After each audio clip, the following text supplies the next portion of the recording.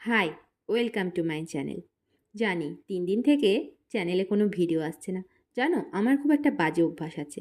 যখন আমি কোনো কাজ করতে চাই না বা আমার ইচ্ছা করে না, জোর করেও কেউ আমাকে সেই কাজটা করাতে পারে না।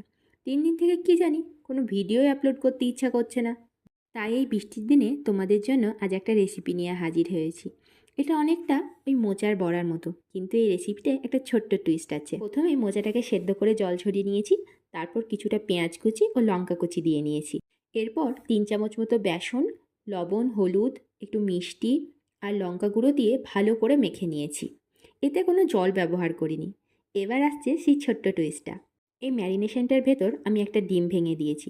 তোমরা কে কে এই ম্যারিনেশনটা এভাবে ডিম দিয়ে করো আমাকে কমেন্টে জানিও। খুব ভালো হয় খেতে।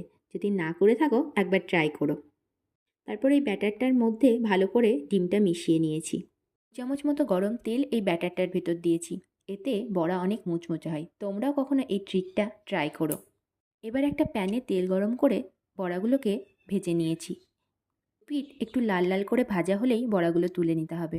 তোমরা এটা গরম ভাতের সাথে ডাল দিয়েও খেতে পারো বা সন্ধ্যাবেলায় চায়ের সাথেও খেতে পারো।